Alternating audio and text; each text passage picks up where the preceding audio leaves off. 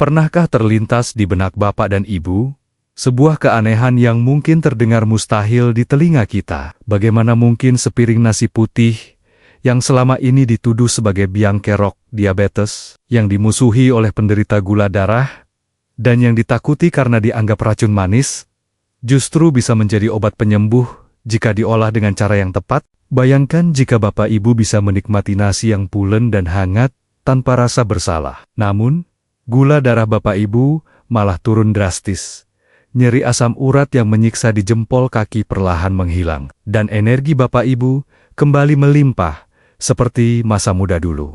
Mungkin Bapak dan Ibu berpikir saya sedang membual atau memberikan harapan palsu. Namun, ilmu kedokteran dan gizi terus berkembang. Ternyata, musuh kita bukanlah nasinya, melainkan cara kita memperlakukan nasi tersebut sebelum masuk ke mulut kita. Hari ini, saya Dr. Irfan Ali ingin mengajak Bapak dan Ibu untuk berdamai dengan nasi putih.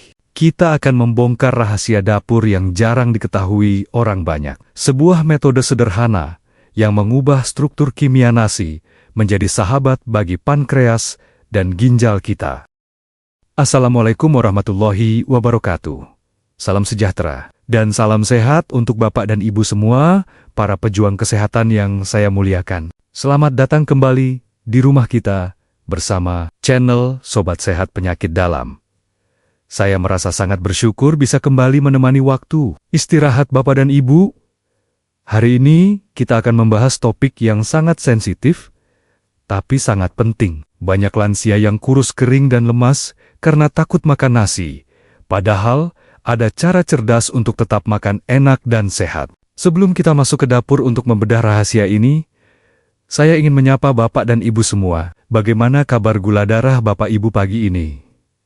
Apakah masih naik turun tidak menentu? Atau kaki masih terasa kaku karena asam urat? Saya ingin melihat semangat Bapak dan Ibu untuk sembuh. Coba tuliskan di kolom komentar kalimat afirmasi ini.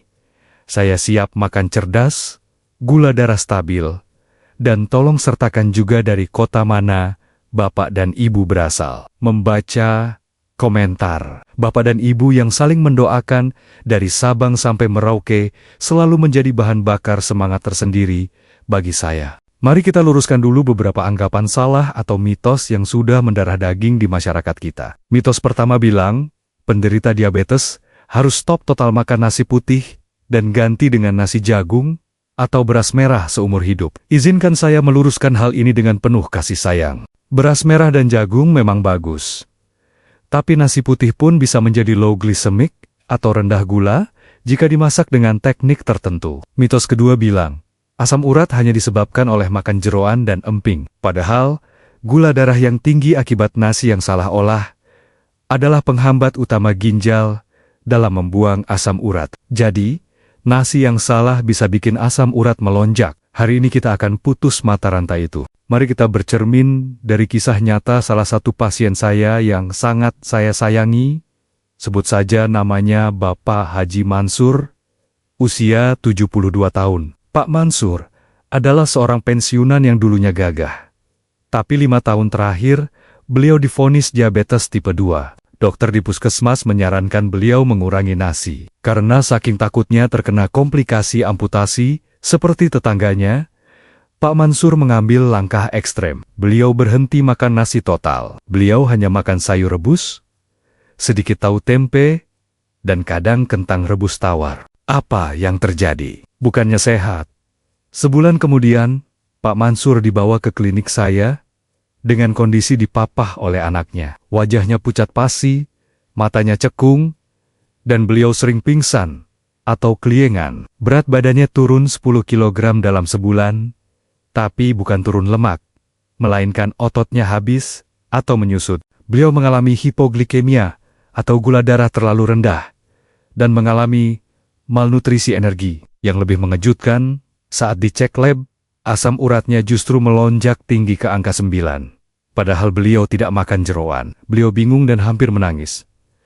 Dokter, saya sudah puasa nasi, kenapa badan saya hancur begini, dan asam urat saya malah naik? Bapak dan Ibu, kasus Pak Mansur ini adalah contoh nyata bahwa tubuh kita butuh karbohidrat sebagai bensin. Jika bensin diputus total, Mesin tubuh akan memakan komponennya sendiri, yaitu otot. Dan ketika tubuh stres karena kelaparan, metabolisme kacau, pembuangan asam urat pun macet. Saya tidak memberikan obat tambahan untuk Pak Mansur. Saya hanya meresepkan nasi pati resisten yang dimasak dengan tambahan herbal tertentu. 3 bulan kemudian, Pak Mansur datang kembali dengan senyum lebar. Pipinya sudah berisi, jalannya tegak, dan gula darah puasanya stabil di angka 110, serta asam uratnya turun ke angka 6. Lalu, apa sebenarnya rahasia di balik nasi ini? Dan apa hubungan antara nasi, gula darah, dan asam urat? Mari saya jelaskan mekanismenya dengan analogi yang sangat sederhana, agar mudah dibayangkan. Bayangkan nasi putih yang baru matang, panas, dan mengepul itu, seperti sebuah koper yang terbuka lebar. Isinya adalah pakaian yang berantakan, di mana pakaian itu adalah molekul gula atau glukosa. Karena kopernya terbuka, struktur patinya terbuka akibat panas. Saat masuk ke perut, tubuh Bapak Ibu sangat mudah mengambil pakaian-pakaian itu. Dalam sekejap, gula tumpah ruah ke dalam darah. Inilah yang disebut lonjakan gula darah atau sugar spike. Pankreas Bapak Ibu akan kaget dan kewalahan. Namun, nasi yang akan kita buat nanti, yang disebut nasi pati resisten, adalah seperti koper yang terkunci rapat dan dililit rantai besi. Meskipun isinya tetap pakaian gula, tapi tubuh Bapak Ibu susah payah untuk membukanya. Karena susah dibuka, gula yang keluar ke darah itu sedikit demi sedikit, tetes demi tetes, tidak tumpah sekaligus. Bahkan, sebagian nasi itu tidak bisa dicerna sama sekali dan langsung lewat menuju usus besar. Di usus besar, nasi ini menjadi makanan bagi bakteri baik. Inilah kuncinya. Nasi jenis ini tidak menaikkan gula darah secara drastis. Dan tahukah Bapak Ibu, apa hubungan gula dan asam urat? Ini ilmu mahal yang jarang dibahas. Saat gula darah naik, tubuh mengeluarkan hormon insulin dalam jumlah banyak. Insulin ini sifatnya pelit. Dia memerintahkan ginjal untuk menahan pembuangan zat sisa. Salah satu yang ditahan dan tidak boleh dibuang lewat pipis adalah asam urat. Jadi, semakin sering gula darah Bapak Ibu melonjak karena nasi panas, semakin banyak insulin keluar, dan semakin menumpuk asam urat di dalam tubuh Bapak Ibu karena tidak bisa keluar. Itulah mengapa Pak Mansur tadi, asam uratnya tinggi meskipun tidak makan jeroan, karena metabolismenya kacau. Ada 3 bahaya utama jika Bapak Ibu terus-menerus makan nasi putih biasa, yang panas, dan pulen tanpa teknik khusus. Bahaya pertama adalah banjir insulin. Pankreas lansia sudah lelah. Jika dipaksa memproduksi insulin besar-besaran setiap habis makan, lama-lama pankreas akan mogok total. Dan Bapak Ibu harus suntik insulin seumur hidup. Bahaya kedua adalah peradangan kronis. Gula yang tinggi di darah itu sifatnya tajam dan melukai dinding pembuluh darah. Luka ini memicu peradangan. Sendi yang tadinya hanya sakit sedikit karena asam urat, akan menjadi bengkak besar dan merah, karena disiram bensin berupa gula darah tinggi. Jadi, menurunkan gula darah adalah cara terbaik menyembuhkan nyeri sendi. Bahaya ketiga adalah lemak perut atau visceral fat. Gula dari nasi yang tidak terpakai akan disimpan tubuh menjadi lemak di perut. Lingkar perut yang besar adalah sarang penyakit jantung dan stroke. Nasi pati resisten yang akan kita buat nanti justru membantu membakar lemak perut ini. Sekarang, saya ingin mengajak Bapak dan Ibu untuk melakukan cek mandiri. Kita deteksi, apakah tubuh Bapak Ibu sudah mengalami kerusakan akibat cara makan nasi yang salah selama ini? Silakan cari posisi duduk yang nyaman. Langkah pertama, mari kita lakukan cek lingkar pinggang. Bapak Ibu bisa menggunakan meteran jahit atau tali rapia, ukur lingkar perut tepat di pusar. Bagi bapak-bapak, jika lingkar perutnya lebih dari 90 cm, dan bagi ibu-ibu lebih dari 80 cm, itu tanda lampu merah. Itu artinya, Bapak Ibu mengalami resistensi insulin. Tubuh Bapak Ibu sudah tidak mempan lagi mengolah karbohidrat biasa. Bapak Ibu wajib mengganti cara masak nasinya mulai hari ini. Langkah kedua, cek leher dan ketiak. Coba Bapak Ibu bercermin atau minta tolong pasangan untuk melihat, perhatikan kulit di leher bagian belakang, lipatan ketiak, atau lipatan siku? Apakah ada warna kehitaman yang menebal, seperti daki, yang tidak bisa hilang, walau digosok sabun? Jika ada, itu namanya acanthosis nigricans. Itu bukan daki. Itu tanda kulit yang keracunan, insulin yang tinggi. Itu tanda diabetes sudah mengintip di depan pintu, atau bahkan sudah masuk. Langkah ketiga, cek perasaan setelah makan.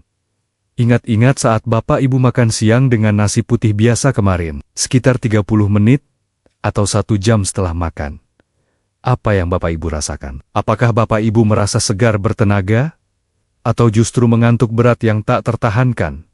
Mata berat dan ingin tidur? Jika Bapak Ibu mengantuk berat, habis makan nasi disebat food coma, itu tanda gula darah Bapak Ibu melonjak tajam, lalu jatuh drastis. Itu tanda metabolisme karbohidrat yang buruk. Jika Bapak Ibu menemukan tanda-tanda tadi, jangan panik. Itu adalah alarm tubuh agar kita berubah. Dan perubahan itu dimulai dari dapur kita. Mari kita masuk ke bagian yang paling ditunggu-tunggu, yaitu solusi lengkap dan resep nasi obat atau nasi kaya pati resisten. Saya mohon Bapak Ibu menyimak detailnya langkah demi langkah, karena kuncinya ada pada urutan dan bahan tambahannya. Kita tidak hanya mengubah nasinya, tapi kita menambahkan herbal untuk mengusir asam urat sekaligus. Bahan yang harus disiapkan sederhana. Pertama, beras putih biasa, boleh jenis apa saja.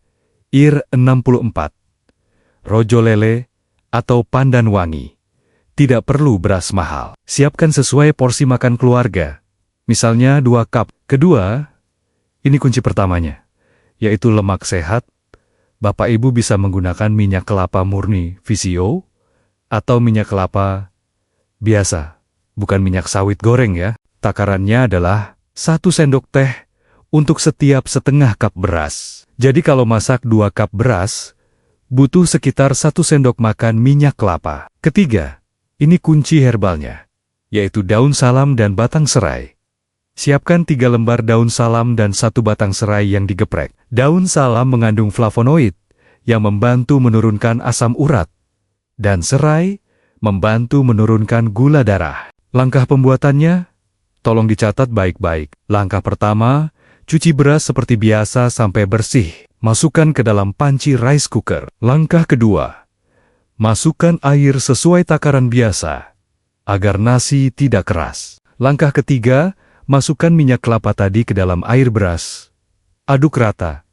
Mengapa harus pakai minyak? Minyak akan masuk ke dalam butiran pati beras saat dimasak dan mengubah strukturnya agar tidak mudah dipecah oleh enzim pencernaan. Minyak ini menjadi pelindung. Langkah keempat, masukkan daun salam dan serai yang sudah dicuci bersih. Ini akan memberikan aroma wangi dan khasiat obat pada nasi. Langkah kelima, masak nasi di rice cooker sampai matang. Nah, langkah keenam ini adalah rahasia terbesarnya yang sering dilewatkan orang. Setelah nasi matang, jangan langsung dimakan panas. Setelah matang, aduk sebentar. Biarkan uap panasnya hilang sampai suhu ruang. Setelah dingin, masukkan nasi beserta wadahnya ke dalam kulkas lemari es bagian bawah, bukan freezer. Diamkan di dalam kulkas minimal 12 jam. Misalnya Bapak Ibu masak sore ini. Masukkan kulkas, besok pagi baru dimakan. Apa yang terjadi di dalam kulkas? Inilah keajaiban Tuhan. Saat nasi yang dimasak dengan minyak tadi didinginkan, terjadi proses kimia yang disebut retrogradasi. Molekul pati nasi akan saling mengikat erat, mengkristal, dan berubah menjadi pati resisten. Pati resisten ini sifatnya seperti serat sayuran. Dia tidak akan diserap sebagai gula di usus halus. Lalu, bagaimana cara makannya? Masa makan nasi dingin? Tentu tidak. Setelah didiamkan 12 jam di kulkas, Bapak Ibu boleh mengambil nasi secukupnya. Lalu hangatkan kembali, boleh dikukus sebentar, atau dihangatkan di Magicam sebentar, asal jangan terlalu lama. Jangan khawatir, proses pemanasan ulang tidak akan merusak pati resisten yang sudah terbentuk tadi. Struktur kristalnya sudah kuat, jadi Bapak Ibu bisa makan nasi hangat yang pulen, wangi daun salam, tapi secara kimiawi dia tidak menaikkan gula darah dan aman untuk penderita diabetes serta asam urat. Cara konsumsinya. Makanlah nasi ini dengan porsi yang wajar. Meskipun sehat, bukan berarti boleh makan sebakul. Tetap gunakan piring model tinggi, setengah piring sayuran, seperempat piring lauk ikan atau telur, tempe, dan seperempat piring nasi obat kita tadi. Kunyah perlahan, Bapak Ibu akan merasakan bedanya. Perut terasa kenyang lebih lama. Tidak ada rasa kantuk berat setelah makan. Dan badan terasa ringan. Nah, dokter, banyak sekali pertanyaan yang mungkin muncul di benak Bapak Ibu tentang metode ini. Mari kita bahas dalam segmen tanya-jawab fiktif berikut. Pertanyaan pertama. Dokter, apakah rasanya akan aneh? Nanti rasa nasinya seperti minyak atau bau jamu? Jawaban saya, sama sekali tidak, sobat sehat. Minyak kelapanya jumlahnya sedikit. Hanya sebagai katalisator kimiawi, tidak akan membuat nasi berminyak seperti nasi goreng. Justru, nasinya akan lebih pulen dan mengkilap. Aroma daun salam dan serai akan membuat nasi wangi seperti nasi liwet atau nasi uduk yang menggugah selera makan, tapi versi sehat. Pertanyaan kedua, dokter, saya tidak punya kulkas. Bagaimana caranya? Jawaban saya, jika tidak ada kulkas, Bapak Ibu bisa menggunakan teknik pendinginan suhu ruang, tapi waktunya harus lebih lama dan pastikan sirkulasi udara bagus agar tidak basi. Kipas angin bisa membantu mendinginkan lebih cepat. Namun, hasil pembentukan pati resisten memang paling maksimal di suhu dingin kulkas sekitar 4 derajat Celcius. Jika tidak ada kulkas, Bapak Ibu bisa fokus pada penambahan serat agar efeknya mirip. Campurkan agar tawar plain ke dalam beras saat memasak. Serat agar akan menghambat penyerapan gula. Pertanyaan ketiga, dokter, apakah minyak kelapa itu tidak bikin kolesterol naik? Jawaban saya, Bapak dan Ibu, minyak kelapa, terutama VCO, mengandung asam lemak rantai menengah atau MCT medium chain triglycerides. Lemak jenis ini unik. Dia tidak disimpan sebagai lemak tubuh, tapi langsung dibakar menjadi energi oleh hati. Jadi, Bapak Ibu malah akan merasa lebih bertenaga. Berbeda dengan minyak sawit gorengan yang dipanaskan tinggi, itu yang jahat. Jadi dalam takaran 1 sendok makan untuk 1 panci nasi, itu sangat aman dan justru menyehatkan jantung. Pertanyaan keempat, dokter, bolehkah saya makan ini setiap hari? Jawaban saya, sangat boleh.